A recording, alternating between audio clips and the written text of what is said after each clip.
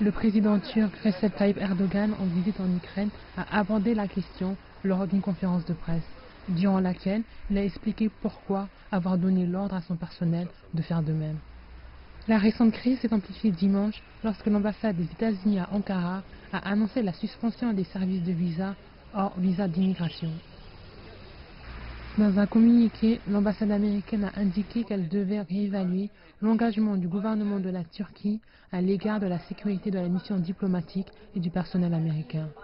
Seulement quelques heures plus tard, Ankara a pris une décision similaire en suspendant la délivrance de visas. Le président turc Recep Tayyip Erdogan, en visite en Ukraine, a abordé la question lors d'une conférence de presse, durant laquelle il a expliqué pourquoi avoir donné l'ordre à son personnel de faire de même.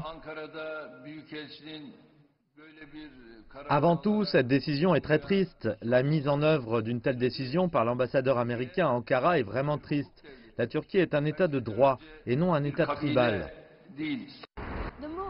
La décision de Washington intervient quelques jours après l'arrestation d'un employé turc travaillant au consulat américain d'Istanbul, soupçonné d'entretenir des liens avec l'organisation de Fethullah Gülen qui serait derrière le putsch manqué de l'année dernière.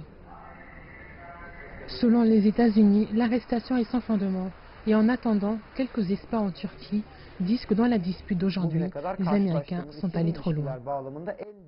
En ce qui concerne les relations bilatérales entre la Turquie et les États-Unis, nous avons à présent touché le fond. La décision des États-Unis affecte les citoyens turcs et vise à les pousser à questionner les actions du gouvernement turc. C'est la première fois que les USA prennent une décision qui pourrait entraîner des difficultés pour la société turque. Les relations entre ces deux pays sont fragiles depuis un certain temps.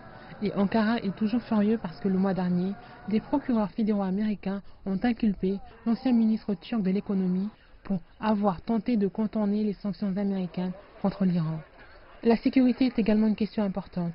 La Turquie a été extrêmement critique vis-à-vis des États-Unis parce qu'ils ont armé les combattants kurdes syriens de l'YPG pour lutter contre le groupe État islamique qu'Ankara considère comme une organisation terroriste.